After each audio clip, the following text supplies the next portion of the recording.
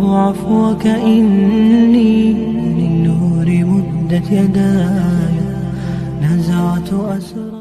الحمد لله على نعمك العظيمة وعلى آلائك الجسيمة. يا رب صل وسلم دائما أبدا على حبيبك خير الخلق كلهم. أما بعد فأعوذ بالله من الشيطان الرجيم. بسم الله الرحمن الرحيم.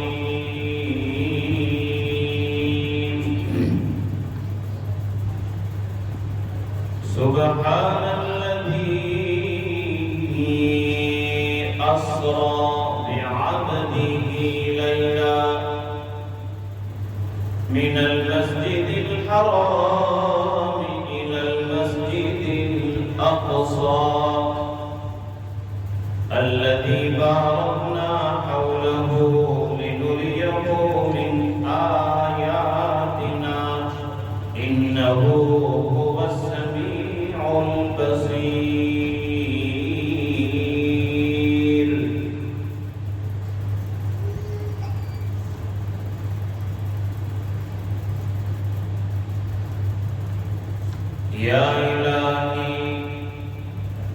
یا الہی تو ہمیں عامل قرآن کر دے. یا الہی تو ہمیں عامل قرآن کر دے.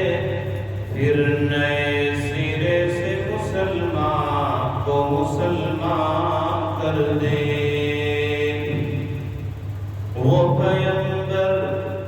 وہ پیغمبر جسے سرتاج رسول کہتے ہیں اس کی امت کو ذرا تابع قرآن کر دے.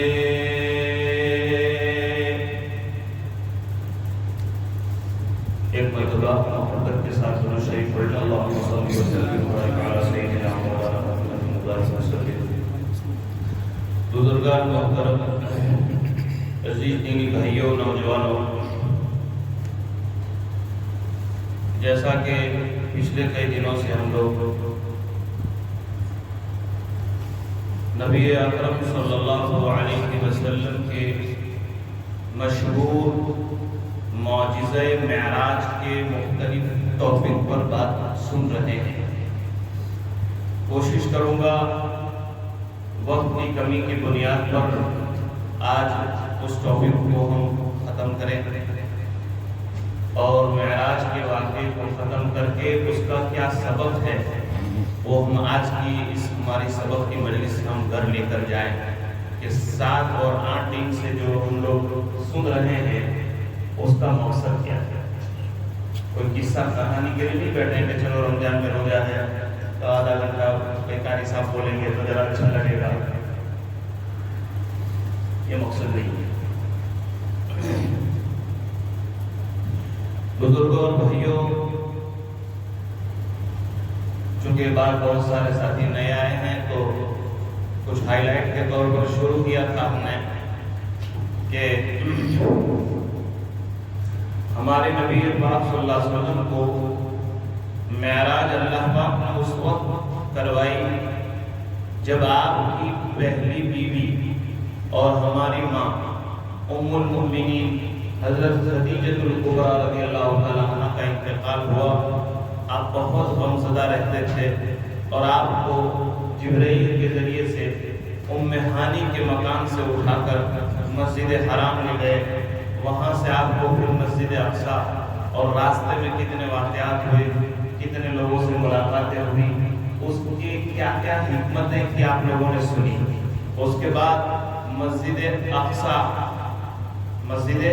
اقصیٰ میں آپ نے سارے نبیوں کی امامت کروائی. اس کے بعد کیا دعائیں مانگی اور اس کے بعد جو اصل سفر کی شروعات مسجد اقصیٰ سے ساتواں آسمان پر اور معراج پر جو شروع ہوئی ہے.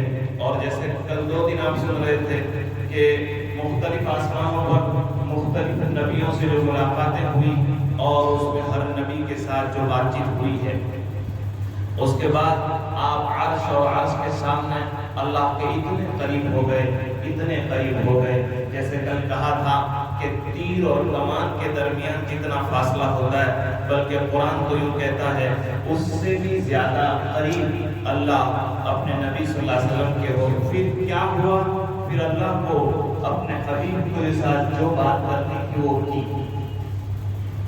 اور ہمارے نبی صلی اللہ علیہ وسلم نے ایک سوال فرمایا تھا کہ اللہ آپ نے سارے نبیوں کو کتنے بڑے بڑے انعام سے نوازا. آدم علیہ السلام کو جنت میں رکھا، نوح علیہ السلام کے لیے نجات عطا فرمائی، موسیٰ علیہ السلام کے لیے سمندروں میں راستے نکالے ہیں، داؤد علیہ السلام کے لیے لوہا نرم کیا، سلیمان کو پوری دنیا کا بادشاہ بنایا، یوسف کی کنویں میں حفاظت فرمائی، اسماعیل کی چھری کے نیچے حفاظت فرمائی، ابراہیم کے لیے آپ کو بڑے گلزار بنا دیا. آپ نے سب کچھ بیان فرمایا اور پھر آپ نے ایک سوال کھڑا کیا اللہ آپ نے مجھے کیا دیا؟ تو اللہ کی طرف سے کیا جواب آیا تھا؟ نبی جی ہم نے آپ کو جو دیا ہے وہ آج تک کسی نبی کو نہیں دیا اور قیامت تک ہم کسی کو دینے گے نہیں. اور وہ یہ ہے کہ ہم نے آسمانوں میں یہ فیصلہ کر لیا ہے، ہم نے یہ طے کر لیا ہے. کس نے فیصلہ کیا ہے؟ اللہ نے. وَمَنْ أَصْدَقُ مِنَ اللَّهِ قِيلًا، اللہ سے زیادہ کون سچا ہو سکتا ہے؟ یہ فیصلہ کر لیا ہے نبی جی جہاں میرا نام لیا جائے گا وہاں آپ کا نام لیا جائے گا. بچہ کلمہ پڑھے، اذان دے، نماز پڑھو، اللہ کے ساتھ اپنے نبی کا نام اللہ نے ذکر کر دیا. قیامت تک کی صبح تک اللہ تعالیٰ نبی صلی اللہ علیہ وسلم کا نام روشن کرتے رہیں گے. وَرَفَعْنَا لَكَ ذِكْرَكَ. یہاں تک بات ہوئی. اس کے بعد کیا ہوا؟ اس کے بعد ایک حضرت جبرائیل علیہ السلام کے ذریعے سے آپ کو جنت دکھائی گئی اور آپ کو جہنم دکھائی گئی. بہت توجہ کے ساتھ میرے جوان بھائیو، بہت قیمتی مجلس ہے. آپ نے اپنی آنکھوں سے جنت بھی دیکھی اور جہنم بھی دیکھی. ایک مسلمان کا عقیدہ ہے کیا کہ مرنے کے بعد زندگی ہے، آخرت ہے، حساب اور کتاب ہے، ترازو ہے، جنت ہے، جہنم ہے. اور آپ نے تفسیر میں سنا ہے کہ کس طرح اللہ مردے کو زندہ کریں گے، کتنے سالوں کے بعد کتنی قوم کو اللہ نے زندہ کیا. وہاں دو ہی چیزیں ہیں، یا تو جنت ہے یا تو جہنم. نبی اکرم صلی اللہ علیہ وسلم معراج کے سفر میں حضرت جبرائیل علیہ السلام کے ذریعے سے آپ نے جب جہنم دیکھی تو مختلف لوگوں کو، مختلف مردوں کو، مختلف عورتوں کو مختلف عذاب میں دیکھا. مختلف لوگوں آپ کو جہنم سے گزارا گیا. جہنم بھی بہت بڑی ہے.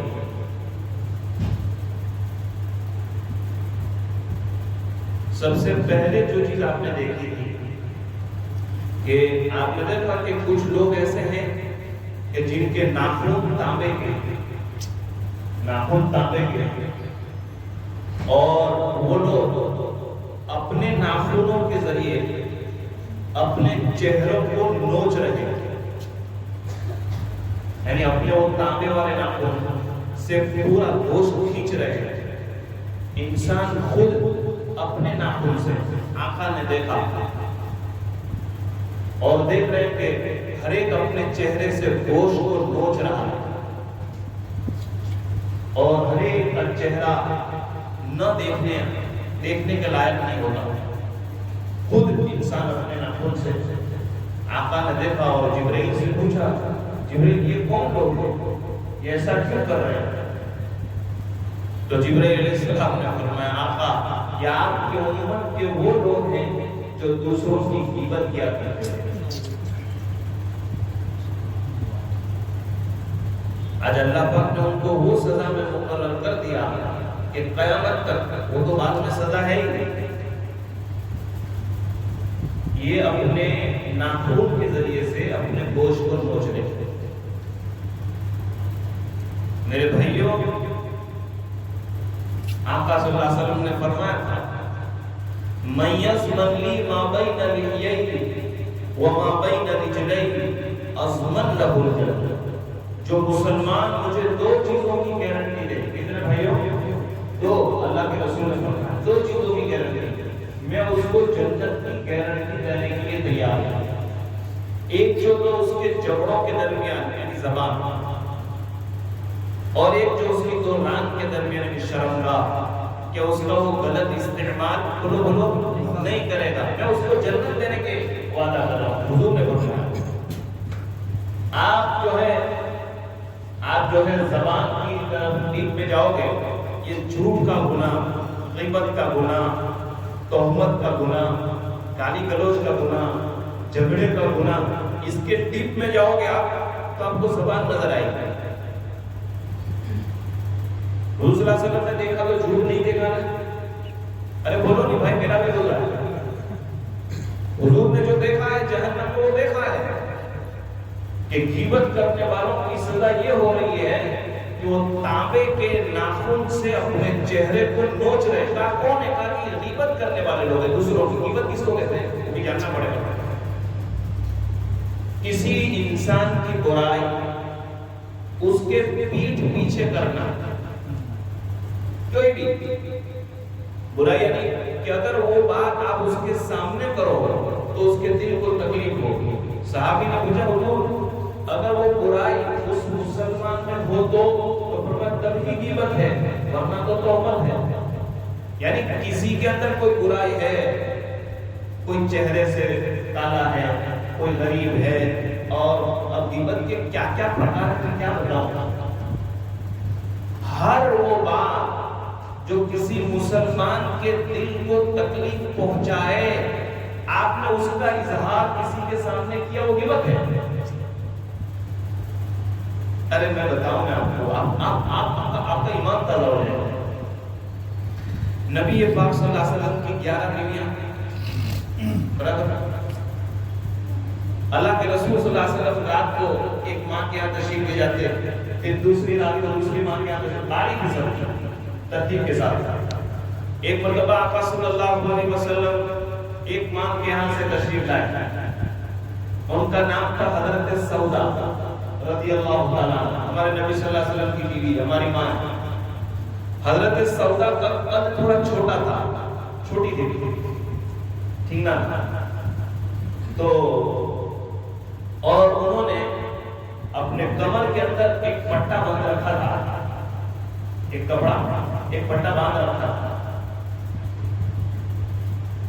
وہ نکلے تو دوسری ماں نے جو سوکن ہوتی ہے، بھلے وہ نبی کے ہو بیوی کیوں نہ ہو، تو ایک عورت کی زبان سے ایسا نکلا کہ یہ سودا کی کمر کے اوپر جو پٹا بندھا ہوا ہے یہ تو کتے کی پوچھ کی طرح لگ رہا ہے.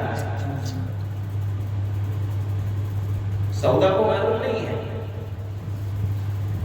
کامنٹ کی کرنے والے بس اتنا کہ کمر کا جو پٹا ہے کہ ہم کو لگتا ہے ایک معمولی بات کہ یہ تو کتے کی پوچھڑی کیسے ہوتی ہے، پوچھ ایسا لگ رہا ہے. آقا صلی اللہ علیہ وسلم نے سنا، آپ غصے ہو گئے، آپ لال ہو گئے. آپ صلی اللہ علیہ وسلم کی عادت تھی کہ جب آپ غصے ہو رہے تھے تو پیشانی کے درمیان میں ایک رگ ہوتی ہے، ایک رگ جو پھول جاتی ہے. تو صحابہ سمجھ جاتے تھے کہ آقا غصے میں ہے. آپ غصے ہو گئے اور آپ نے اس عورت سے کہا، اپنی بیوی سے کہا، ہماری ماں سے کہا، تم نے جو سودا کی برائی کی ہے نا، تم نے جو سودا کی غیبت کی ہے نا، یہ اتنی کڑوی ہے، یہ اتنا بڑا گناہ ہے کہ اگر اس کو سمندر میں ڈال دو، دھیان سے سننا، آقا نے فرمایا اگر اس کو سمندر میں ڈال دو تو تیری اس بات کی وجہ سے سمندر کا سارا پانی کڑوا ہو جائے گا. نہیں سمجھ رہا؟ روزہ ہے نا تو ہر مسجد میں دودھ بنا کر محمد 10 لیٹر 15 لیٹر 20 لیٹر، تو دودھ کے اندر پھر میٹھی شربت الگ الگ ڈالتے ہیں. تو جتنا 10 لیٹر ہے تو آپ کو اتنا شربت ڈالنا پڑے گا، 20 لیٹر ہے تو اتنا ڈالنا پڑے گا۔ اب سوچو سمندر کتنا ہے، لاکھوں کروڑوں ٹن پانی ہے، تو اس کو کڑوا کرنے کے لیے کڑوا کتنا ڈالنا پڑے گا؟ تو بات کتنی خطرناک ہوگی کہ آقا صلی اللہ علیہ وسلم نے یوں فرمایا کہ تیری یہ بات، اور یوں فرمایا اگر سودا معاف بھی کر دے تب بھی اللہ کے ہاں تو پوچھو گی۔ زبان کی بہت احتیاط سے رہتی ہے۔ اسی لیے میں نے ایک جگہ پر پڑھا، ہمارے نبی صلی اللہ علیہ وسلم ایک مرتبہ کعبۃ اللہ کا طواف کر رہے ہیں، اور آپ کے ساتھ ایک صحابی حضرت عبداللہ ابن مسعود بھی طواف کر رہے ہیں۔ عبداللہ ابن مسعود کہتے ہیں آقا آگے تھے، میں آپ کے پیچھے تھا، میں نے کانوں کان سنا آپ کعبۃ اللہ سے کہہ رہے تھے، آپ کعبہ سے کہہ رہے تھے کہ کعبہ تو اللہ کا گھر ہے، بہت محبت ہے تیرے ساتھ، ہماری بہت محبت ہے، لیکن تجھ سے بھی زیادہ، یا سننا، تجھ سے بھی زیادہ اگر کسی چیز کی محبت میرے دل میں ہے، اسے کعبۃ اللہ سے، تو وہ مسلمان کی عزت ہے۔ بولے کیوں؟ عبداللہ ابن مسعود نے فرمایا اس لیے کہ اگر کعبۃ اللہ کو کسی نے توڑ ڈالا دشمن نے، تو دنیا کے اندر ایسے کروڑوں مسلمان ہیں جو راتوں رات اس کو سونے کا بنا سکتے ہیں۔ یہ تو پتھر کا ہے، راتوں رات اس کو سونے، ایسے مسلمان ہیں بنانے والے، لیکن آپ نے کعبہ سے فرمایا اگر تجھے توڑ دیا گیا تو سونے کا بنایا جا سکتا ہے، لیکن کسی مسلمان کے دل کو چھلنی کیا گیا، کسی مسلمان کے دل کو تکلیف پہنچائی گئی، اسے واپس جوڑا نہیں جا سکتا۔ ٹوٹے کعبے کو جوڑ سکتے ہیں، ٹوٹے دل کو نہیں جوڑ سکتے۔ سمجھو اس بات کو، سمجھو اس بات کو، بہت قیمتی بات سنا رہا ہوں، پورے رمضان کا خلاصہ سناؤ، رمضان کا خلاصہ۔ آقا صلی اللہ علیہ وسلم مسجد میں بیٹھے ہیں، آپ حضور صلی اللہ علیہ وسلم، اور آپ نے فرمایا دیکھو دیکھو دیکھو، جو ایک آدمی ابھی مسجد میں آئے گا نا وہ جنتی ہے۔ آپ نے فرمایا، سارے صحابہ دیکھنے لگے کہ دیکھو کون آئے گا، حضور صلی اللہ علیہ وسلم فرما رہے ہیں۔ تو ایک صحابی آئے، کپڑے پھٹے ہوئے تھے، دو جگہ سے کپڑے پھٹے ہوئے تھے، ایک اوپر کی چادر ایک نیچے کی چادر، دونوں پھٹی ہوئی تھی۔ او یہ تو غریب آدمی ہے۔ آ کر مجلس میں بیٹھ گئے، صحابہ سوچ رہے یار یہ کیا ہے کہ اتنا بڑا آدمی، اللہ کے رسول نے اس کو کہا کہ جنتی ہے، یہ تو جنتی ہے۔ دوسرا دن ہوا، پھر آپ نے فرمایا دیکھو دیکھو، جو آدمی ابھی پہلا آئے گا مسجد میں گارنٹی دیتا ہوں وہ جنتی ہے۔ صحابہ فرماتے کہ ہم نے دیکھا وہی آدمی جو کل آیا تھا، 3 دن تک، تو بات پکی ہو گئی کہ وہ جنتی تھے، بات پکی ہو گئی۔ مجلس ختم ہونے کے بعد ایک صحابی فرماتے میں ان کے گھر گیا اور ان سے کہا کہ یار میں تمہارے گھر مہمان بن کر آیا ہوں۔ تو اچانک کوئی کیا بات ہے؟ کہا کہ کچھ نہیں، تمہارے گھر۔ تو انہوں نے کہا کہ میں تو غریب آدمی ہوں، تو میرے گھر میں جو پکے گا وہ کھلاؤں گا۔ ایسا نہیں ہے، ایک مسلمان سمجھو دعوت کا نام یہ نہیں کہ 15 قسم کے آئٹم رکھو۔ آج دعوت یہ ہو گئی کہ غریب آدمی کو بیچارہ دعوت نہیں دے سکتا۔ غریب آدمی کو دعوت دینے ضروری نہیں ہے، دال چاول بنتے ہیں، ایک آدمی آپ کو ایک مٹھی چاول زیادہ ڈال دو، یہ بھی دعوت ہے۔ جو ثواب کس کا ہے وہ 50 آئٹم کا بھی وہ ثواب ہے۔ اس لیے زیادہ لمبا تکلفہ اللہ نے دیا ہے اور آپ خوشی سے کسی کو 10 آئٹم کھلا رہے ہو، اس کا کوئی سوال نہیں ہے، لیکن غریب آدمی بھی دعوت دے سکتا ہے۔ دیکھو کیا ہوا، اس صحابی نے کہا کہ ٹھیک ہے حضور آپ ہمارے گھر رہیے، لیکن میں زیادہ مالدار نہیں ہوں، میرے گھر میں جو پکے گا اور تم کو کھلائیں گے۔ 3 دن رہے، کتنے دن رہے؟ 3 دن رہے، اور تیسرا دن ہوا تو وہ واپس جا رہے ہیں۔ تو انہوں نے کہا کہ بھائی ادھر آؤ، تو میرے یہاں آئے کیوں تھے؟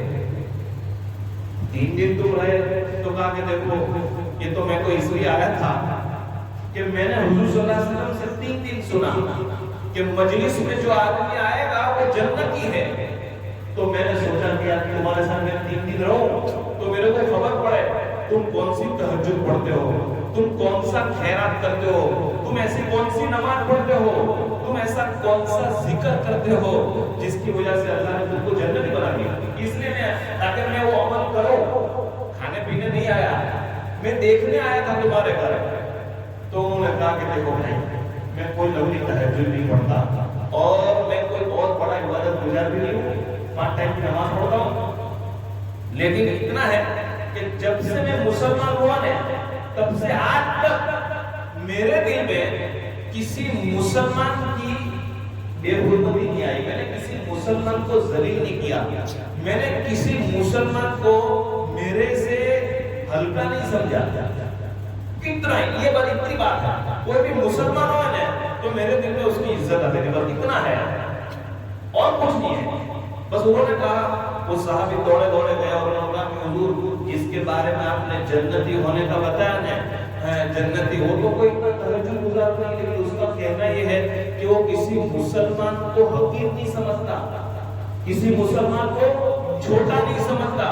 آقا نے فرمایا کہ اتنی بڑی نیکی ہے اس کی، یہ اتنی بڑی نیکی ہے، اسی وجہ سے اللہ نے اس کو جنتی بنا دیا۔ سمجھ میں آ رہا ہے؟ سمجھ میں آ رہا ہے؟ یہ دو مثالیں دے کر بات پوری نہیں ہو سکتی اگر آپ زبان پر کرنا شروع کرو۔ دعا کریں اللہ پاک اس مبارک مہینے کے صدقے میں اللہ ہمیں غیبت کے گناہ سے بچائے۔ اگر آپ کو اس سے بات کی سمجھ میں آتی تو مجھے ایک بات کہنے دیجئے، جنتی لوگ جنت میں چلے جائیں گے، جہنمی لوگ جہنم میں چلے جائیں گے۔ اللہ پاک ایک بندے کو بلایا، کہا بندہ میں تجھ سے بہت خوش تھا، میں نے تیرے لیے جنت بنائی، ذرا دیکھ کر آئے گا۔ تو فرشتہ جنت اس کو دکھائے گا، ہزاروں سال کے بعد دیکھ کر آئے گا۔ اللہ پاک اس بندے سے کہیں گے میں نے تیرے لیے جو جنت بنائی تو خوش ہے؟ تاکہ اللہ بہت بڑی جنت ہے، تاجا میں نے تیرے کو ہمیشہ کے لیے مالک بنا دیا۔ وہ بندہ اللہ سے کہے گا اللہ پاک میرا ایک سوال ہے۔ تو لوگ پورا یعنی کروڑوں لوگ دیکھیں گے کہ اللہ کو اس کو جنت دے رہے ہیں اور یہ سوال کر رہا ہے۔ تو انہوں نے کہا کہ اللہ میرے ایک سوال کا جواب، بولو بھائی کیا سوال ہے؟ وہ بندہ کہے گا کہ اللہ میرا سوال یہ ہے، میں نے جنت بھی دیکھی لیکن اتنی بڑی جنت آپ نے مجھے کیسے دے دی؟ اتنی بڑی جنت، میں سیدھا سادہ مسلمان تھا۔ تو اللہ پاک اس بندے کے سوال سے مسکرائیں گے، اللہ مسکرائیں گے اور اللہ پاک کہیں گے ہاں میرے بندے تیرے نامہ اعمال میں اتنی نیکیاں نہیں ہیں، تیرے نامہ اعمال میں اتنی نمازیں نہیں، اتنے روزے نہیں، اتنی خیرات نہیں، لیکن تیری زندگی میں اور تیرے مرنے کے بعد تیرے دشمن بہت ہیں، تیرے دشمن سوچے جو تیری بے عزتی اور تیری غیبت کیا کرتے تھے، تو تیرے دشمنوں نے تیری جنت بنا دی۔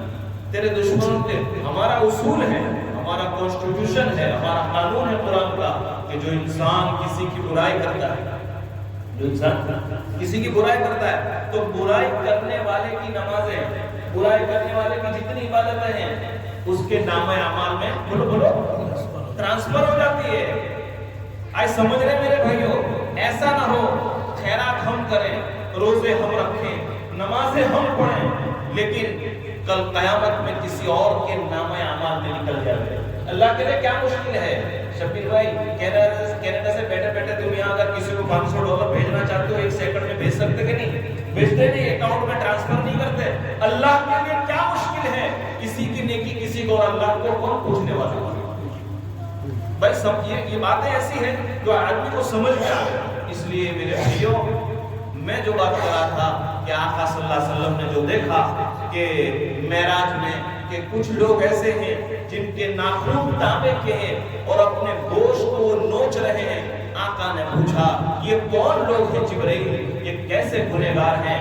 فرمایا جبرائیل نے آقا آپ کی امت کے غیبت کرنے والے لوگ ہیں، لوگوں کی برائی کیا کرتے تھے، ان کو اللہ نے یہ سزا دی۔ بات پوری نہیں ہوگی، رات پوری ہو جائے گی۔ پھر دیکھو آگے کیا ہوگا۔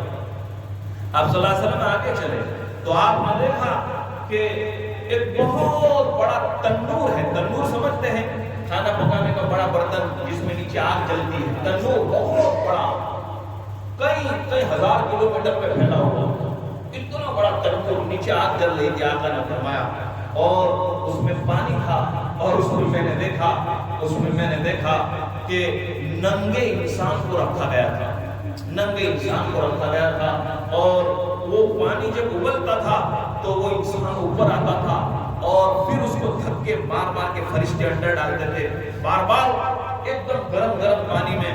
میں نے جبرائیل سے پوچھا جبرائیل یہ تنور، یہ اتنا گرم پانی، تنور کے نیچے آگ جل رہی ہے، اس میں یہ انسان جل رہا ہے، یہ کون ہے، یہ کون گنہگار ہے؟ آقا صلی اللہ علیہ وسلم سے جبرائیل نے فرمایا آپ کی امت کے وہ لوگ ہیں جو دنیا میں زنا کیا کرتے تھے، بڑاکا کیا کرتے تھے، کسی عورت کی عزت سے کھلواڑ کیا کرتے تھے۔ میرے بھائیوں، آقا نے بتایا اللہ تو میری امت کو زنا کے گناہ سے بچا۔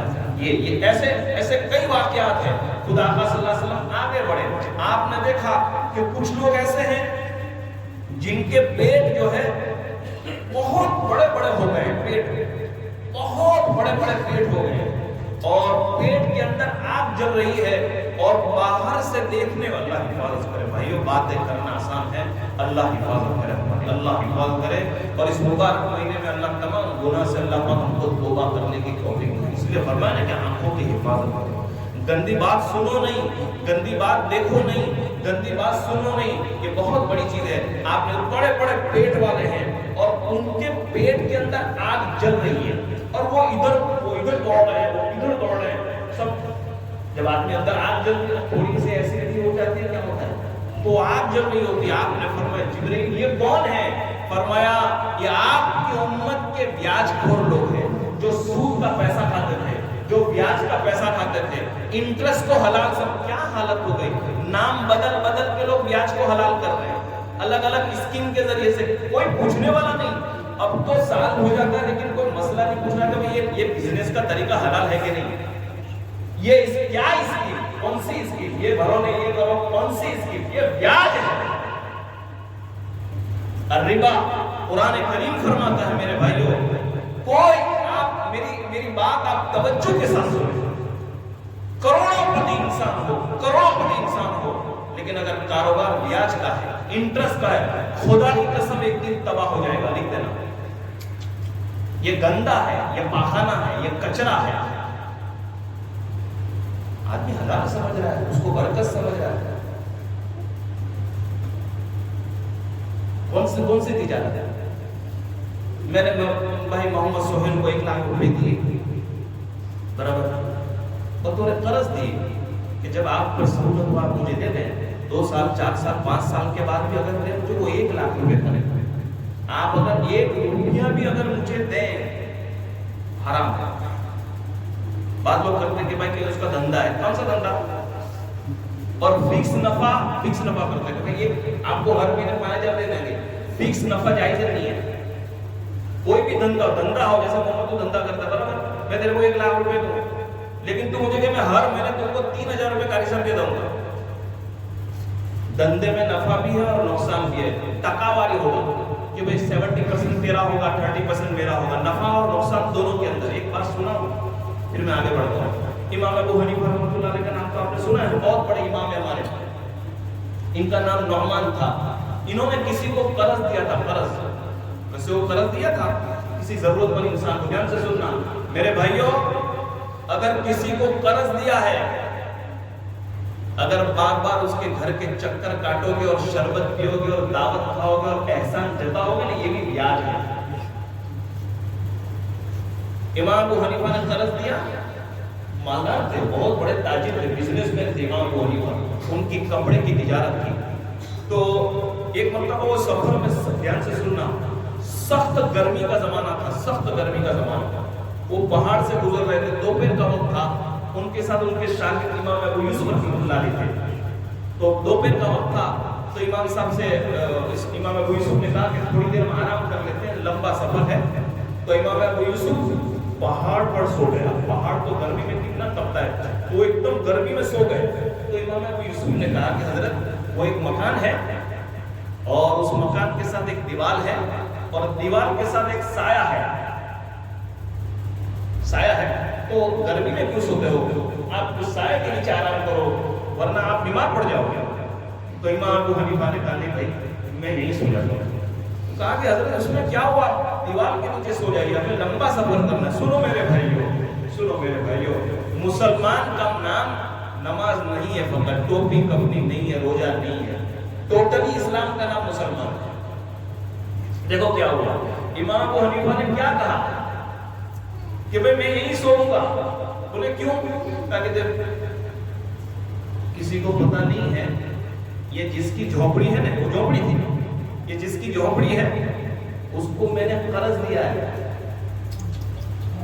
اگر اس کی دیوار کا جو سایہ ہے، اگر اس کی دیوار کے سائے میں اگر میں آرام کروں گا تو ہو سکتا ہے قیامت کے دن اللہ مجھے یہ پوچھیں گے پیسے دیے تھے اس لیے اس کی دیوار سے فائدہ اٹھایا، یہ میرے لیے سود ہے، یہ میرے لیے بیاج ہے، یہ میں اس کو انٹرسٹ سمجھتا ہوں کہ میں نے پیسہ دیا اس لیے اس کا یوز کر رہا ہوں۔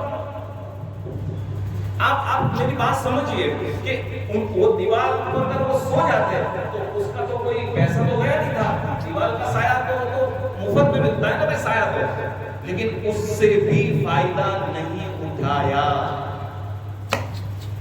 ہاں، بیاج کی رقم دے کر احسان نہیں جتانے کا، وہ کچرا ہے، ثواب نہیں۔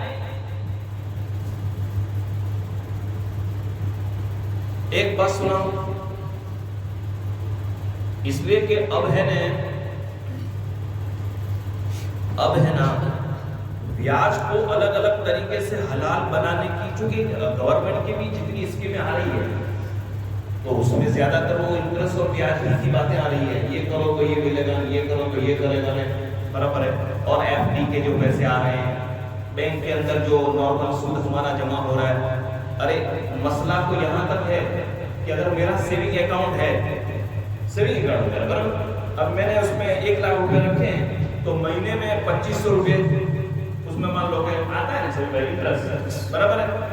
اسی بینک میں سے آپ کو 2500 روپے نکالنے پڑیں گے اور مستحق کو دینے پڑیں گے۔ آپ نے کہا کہ میں میرے جیب میں سے 2500 نکال دوں گا، وہ میرے جائز نہیں، کیونکہ وہ مال گندا ہے، حالانکہ 2500 تم نے نکال دیا گھر میں سے، وہ نہیں چلے گا، بینک میں سے وڈرو کرو، بینک میں سے نکالو اور دو، کچرا مال ہے، گندا ہے، گندے مال کو اچھے مال کے ساتھ مت جوڑو۔ ارے آقا نے فرمایا بیاج کا 1 روپیہ اپنی حقیقی ماں سے، جس ماں نے تجھے پیدا کیا، حقیقی ماں جس ماں نے تجھے پیدا کیا، اس کے ساتھ زنا سے برابر ہے، زنا۔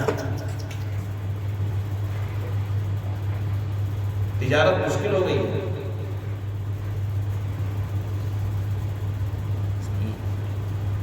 اللہ پاک حفاظت فرمائے۔ اپنی بات آگے بڑھاتے ہیں۔ آقا صلی اللہ علیہ وسلم نے فرمایا کہ جبرائیل نے فرمایا یہ وہ لوگ ہیں آقا، آپ کی امت کے بیاج خور لوگ ہیں۔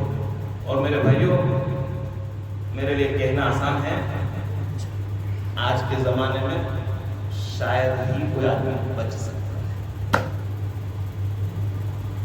دعوت دی ہے، 500 روپے کی کنگوتری بنائی، 500 روپے کی ایک کنگوتری، قاری صاحب دعوت میں دکھے نہیں، برابر ہے، اور دعوت میں گئے، کیا معلوم تم کو کون سے پیسے سے کھلایا، کیا معلوم، احتیاط کیا جائے۔ اللہ پاک ہم کو صحیح سماتا، اللہ ہمیں پاک حلال روزی نصیب فرمائے۔ اس لیے مولانا طارق زبیر صاحب کیا کہتے ہیں؟ اے بھائی حلال تو تھوڑا ہوتا ہے، کیا کہتے ہیں؟ حلال تو تھوڑا ہوتا ہے۔ آقا صلی اللہ علیہ وسلم آگے بڑھے، آپ نے دیکھا کہ ایک بہت بڑا حوض ہے، حوض، اور اس میں گرم پانی بھرا ہوا ہے، گرم پانی بڑا ہوا ہے، اور اس حوض کے پاس ایک فرشتہ بڑا سا پتھر لے کے کھڑا ہے، ایک فرشتہ بڑا سا پتھر لے کے کھڑا ہے، اور اس میں کچھ لوگ ہیں، جب وہ ڈوبنے لگتے ہیں تو کوشش کرتا ہے کہ وہ آدمی اوپر آتا ہے، تو فرشتہ اوپر سے پتھر اس کے سر پر مارتا ہے، جس سے اس کا سر چورا چورا ہو جاتا ہے، وہ واپس اندر جاتا ہے، پھر اوپر آتا ہے، پھر فرشتہ، ایسا چلتا رہتا ہے۔ فرمایا صلی اللہ علیہ وسلم نے، جبرائیل یہ کون ہے؟ آپ صلی اللہ علیہ وسلم سے جبرائیل نے کہا، آقا یہ آپ کی امت کے وہ لوگ ہیں جو نماز میں سستی کیا گیا۔ اور ایک روایت میں ہے کہ یہ عشاء کی نماز پڑھے بغیر سو جاتے ہیں، کہ یہ نماز میں سستی کرنے والے ہیں۔ اور ایک روایت میں یہ بولو بھائی، عشاء کی نماز میں سستی کرتے تھے، بھول جاؤ گے۔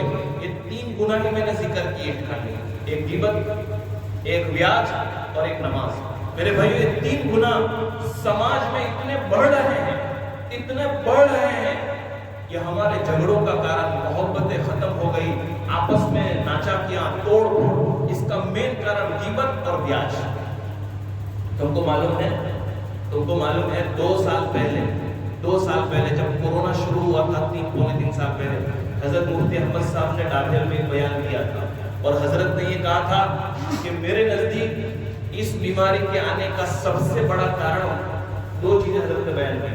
نمبر ایک شادی شدہ انسان زنا کر رہا ہے، شادی شدہ انسان، اور حضرت نے فرمایا دوسرا بیاج کو حلال سمجھ کے کھایا جا رہا ہے۔ فرمایا یہ 2 گناہ سے اگر امت توبہ کر لے بہت جلدی اللہ پاک اس بیماری کو ختم کر دے۔ اللہ پاک ہم کو بچائے، اللہ پاک مرتے دم تک بچائے۔ اس لیے میرے بھائیوں، بیاج کی رقم سے بہت دور رہو۔ بیاج کی رقم سے کوئی ایک بھائی تمہیں روک دیں گے، لوگ ہمارے دماغوں میں کیا ہے کہ بیاج کے پیسے سے ٹوائلٹ بنا سکتے ہیں۔ ایک سے لوگ کہتے ہیں کہ بیاج کا پہلے ٹوائلٹ بنے گا نہیں، تو بھائی میں نے کہا کہ قاری صاحب دعا کرنے کا کوئی ٹوائلٹ ہے وہ ہائی کرنا 5 لاکھ روپے کی ٹوائلٹ تو اتنا بھیا پڑے گا ہوگا، ہمیں ٹوائلٹ بنانا اچھے ٹائلس رکھ دیے، بڑے سا ٹب بنا دیا اور وہ جیگوار کے نل ڈال دیے۔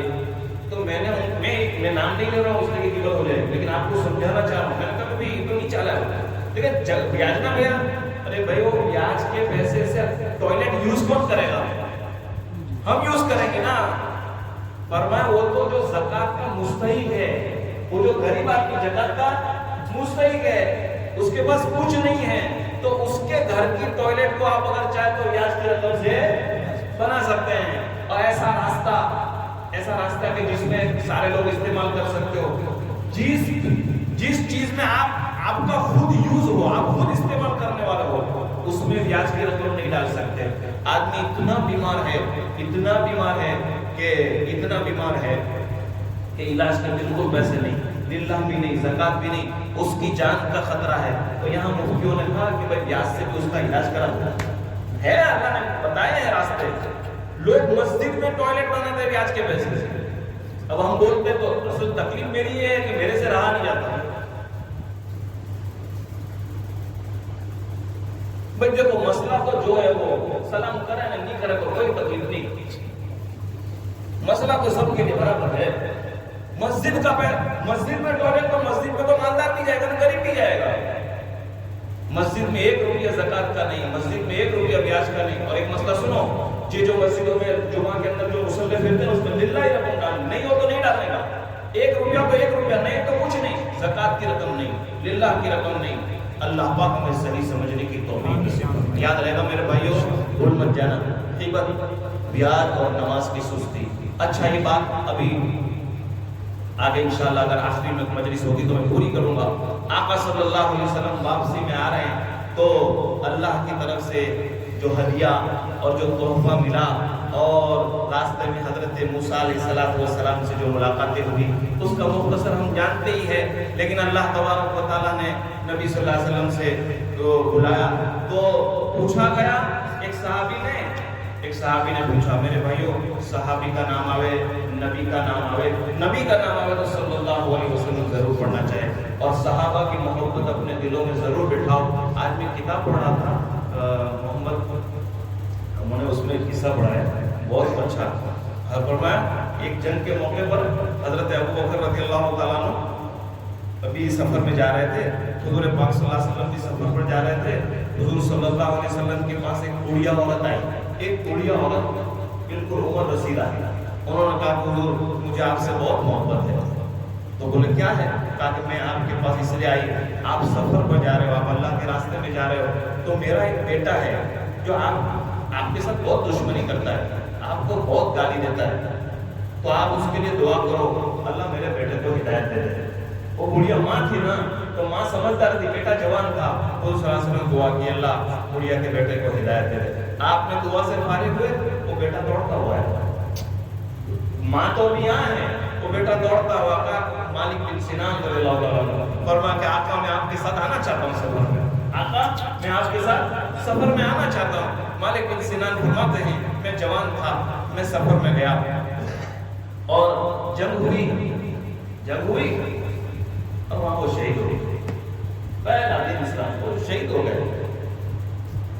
اب جب آقا صلی اللہ علیہ وسلم سفر سے واپس آ رہے ہیں، آپ نے وہاں جو جنازے کی نماز وغیرہ جو تھی، جہاں جو وہ تدفین ہونے کے بعد جب آقا صلی اللہ علیہ وسلم آ رہے ہیں، دھیان سے سننا کیا ہے اللہ کے ولیوں کی کیا بات ہوتی ہے، ان کی کرامتیں کیا ہوتی ہے، وہ کتنے، ان کی نگاہیں کیا ہوتی ہے، ان کی زبان کیا ہوتی ہے، اللہ تعالیٰ کیا کیا کیا قدرت دیتے ہو. آپ دیکھیے حضور صلی اللہ علیہ وسلم سفر سے واپس آئے تو عورتیں مدینے کے باہر صحابہ کا انتظار کر رہی ہیں، عورتیں انتظار کر رہی تھی.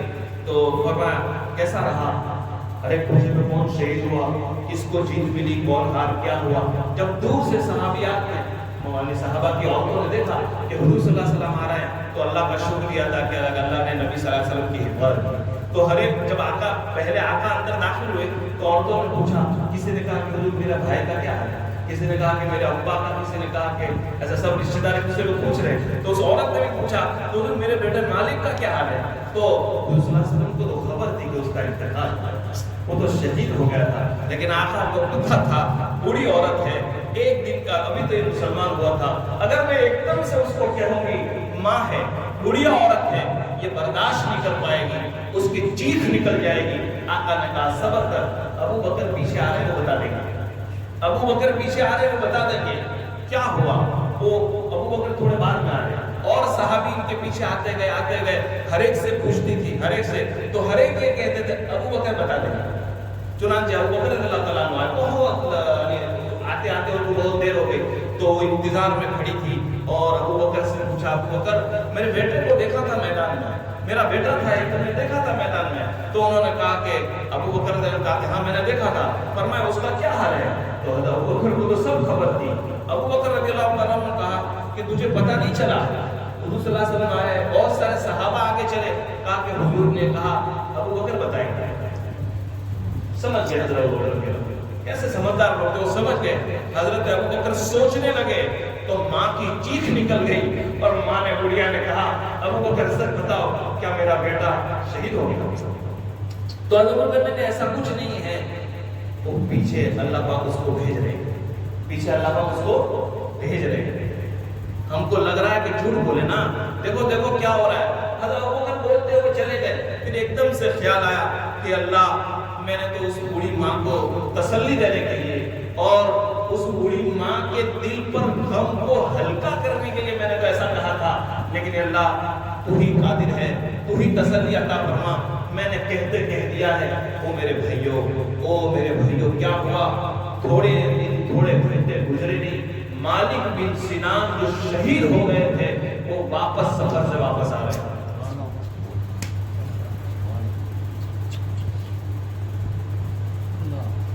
اس لیے اسلام کی کوئی بات آوے نا تو سوچ سمجھ کر بولو. اللہ دیکھو، اللہ کو حضرت ابو بکر کی زبان کی لاج رکھی اللہ نے کہ میرا ابو بکر کہیں جھوٹا نہ پڑ جائے. اللہ تعالیٰ کو جھوٹ سے نفرت ہے، میرا ابو بکر کہیں جھوٹ. آقا کو بھی معلوم ہو تو شہید ہو گئے. تو چنانچہ جو پہلے ماں نے بھی دیکھ لیا، پھر آقا کے پاس گئے اور آقا مالک کو دیکھ رہے، نیچے دیکھ رہے، مالک کو دیکھ رہے، نیچے دیکھ رہے، صحابہ کو دیکھ رہے، کچھ بول نہیں رہے. اچانک جبرائیل آیا اور جبرائیل سے پوچھا، جبرائیل مالک تو شہید ہو گئے تھے، میں نے میدان جہاد میں اس کو دیکھا، میں نے اس کی لاش دیکھ کر آیا تھا. تو حضرت جبرائیل نے کہا تمہارے ابو بکر کی زبان نے مالک کو زندہ کر دیا. اللہ نے ابو بکر کی زبان کی لاج رکھی. یہ ہے حضرت ابو بکر. یہ ہماری تاریخ ہے، یہ ہمارا اتہاس ہے. اللہ پاک ہمیں اپنے صحابہ سے خوب محبت کی توفیق نصیب فرمائے. بہرحال میرے بھائیوں، یہ چند باتیں تھیں چونکہ آج آخری دن ہے. اس کے بعد میرا انشاءاللہ اگر وقت ہوگا تو آخری مجلس، آخری دنوں میں کریں گے دعا کی مجلس. آج خاص طور پر بھائی جو ہے معراج کا جو واقعہ تھا، آقا صلی اللہ علیہ وسلم آئے تو کہا کہ اللہ تعالیٰ نے 50 نمازیں دی. حضرت موسیٰ علیہ السلام راستے میں ملے. بھائی کیا ملا اللہ کی طرف سے؟ کہا کہ 50 نمازیں بھی نہیں، 50 نمازیں بھی نہیں. اچھا 50 نماز، ایک کام کرو تم واپس جاؤ، میری امت تم سے زیادہ طاقتور تھی، میری امت تم سے زیادہ طاقتور نہیں پڑھ سکے گی. واپس گئے اور سب معلوم ہے 5 کرتے کم ہوتی گئی. جب 5 اخیر میں ہو گئی تو موسیٰ علیہ السلام نے بولے کیا ہوا کہ 5 ملی. کہا کہ تمہاری امت نہیں پڑے گی, واپس کم کرواؤ. تو اللہ کے رسول نے کہا کہ میں 50 سے کم کرواتے 5 تک لایا ہوں. اگر میں 5 کے بعد بھی اپنے خدا سے کہوں گا اللہ اور کم کر دے تو کہیں یہ تحفہ واپس نہ لے لے, مجھے شرم آتی ہے, اب میں واپس نہیں جاتا. راستے میں جاتے جاتے اللہ نے کہا نبی جی ہم نے آپ کو 50 نمازیں دی تھی لیکن آپ کی سفارش کی بنیاد پر ہم نے 5 کر دی, لیکن میرا وعدہ ہے اللہ فرماتے ہیں اگر آپ 5 پڑھیں گے آپ کی امت کو ثواب 50 کا ملے گا. میرے بھائیوں میری پورے 8 دن کی بات کا خلاصہ یہ نکلا, پورے 8 دن کی بات کا خلاصہ کہ بیت المقدس گئے, وہاں نبیوں سے ملاقات ہوئی, 7 آسمانوں پر گئے, جنت دیکھی, جہنم دیکھی, سب کچھ ہوا, اللہ سے ملاقات. کیوں ہوئی میرا, کیوں ہوئی؟ وہ اس لیے ہوئی اللہ پاک یہ بتلانا چاہتے تھے کہ روزہ کی عبادت ہم زمین میں بھیج دیں گے, زکات کے مسائل ہم زمین میں بھیج دیں گے, سب کچھ ہم کہاں بھیج دیں گے, پورا قرآن ہم زمین پر اتار دیں گے. لیکن نبی جی نا نا نا, نماز اتنی بڑی چیز ہے, نماز اتنی بڑی چیز ہے, ہم اس کو زمین پر نہیں دے سکتے. آ جاؤ تم ہمارے پاس آسمان پر, ہم ہاتھوں ہاتھ تم کو یہ ہدیہ دینا چاہتے ہیں. اللہ اس دن کی برکت سے اور نبی صلی اللہ علیہ وسلم کی اس معجزہ کے مقصد سے اللہ ہمیں مرتے دم تک 5 ٹائم نماز جماعت کے ساتھ پڑھنے کی توفیق نصیب فرمائے. آپ دکان پر ہو, آپ گیرج پر ہو, آپ کمپنی میں ہو, آپ فیکٹری میں ہو, کہیں بھی ہو میرے بھائی, ٹائم ہو گیا وضو کر کے نماز پڑھ لو. اللہ ہمیں کہتے سننے سے زیادہ عمل کی توفیق نصیب فرمائے.